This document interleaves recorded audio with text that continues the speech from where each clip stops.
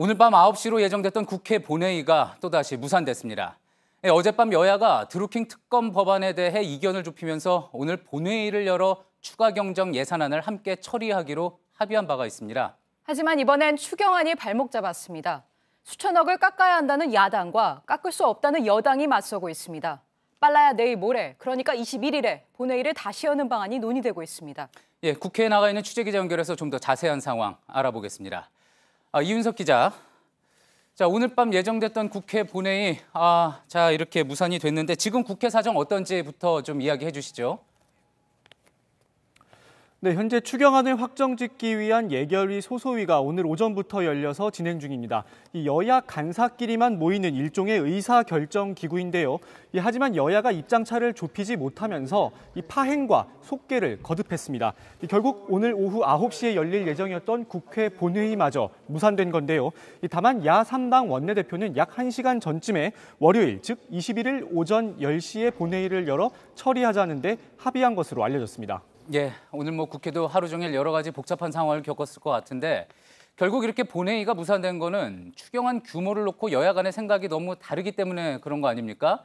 지금 여야의 의견 차이가 어느 정도입니까?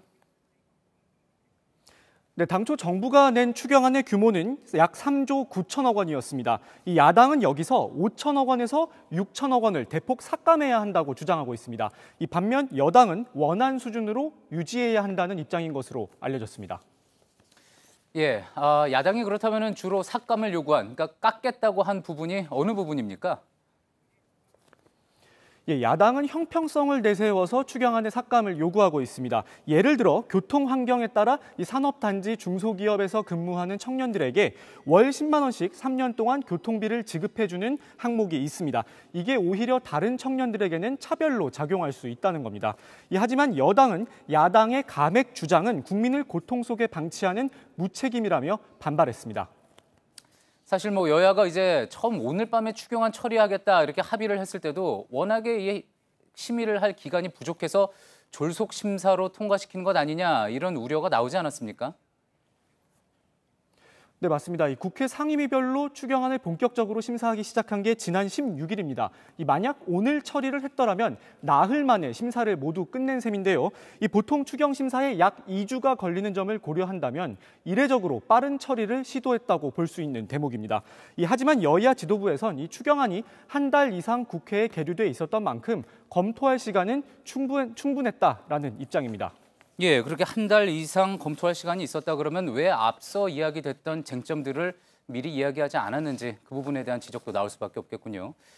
그리고 이제 이렇게 본회의가 무산된 게 지난 금요일부터입니다. 결국은 오늘까지 이렇게 이어진 건데 지금 얘기가 나오는 건 이제 21일에 본회의가 다시 열릴 거라 하는 거잖아요. 실제로 21일에는 열릴 가능성이 있습니까?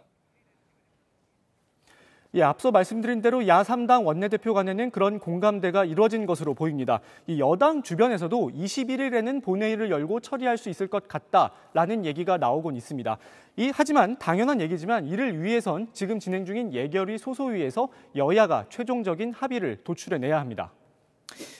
그러면서 이제 또 관심을 끄는 게 드루킹 사건 특검법 처리입니다. 아무튼 이렇게 오늘 본회의가 무산되면서 이 부분도 미뤄지게 된 거죠? 네, 맞습니다. 이 처리 자체는 미뤄지게 됐지만 이 드루킹 특검 법안에 대해선 이미 여야의 최종 합의가 이뤄진 상태입니다. 이 때문에 본회의가 열리기만 한다면 이 특검 법안은 무난하게 본회의 문턱을 넘을 수 있을 것으로 보입니다.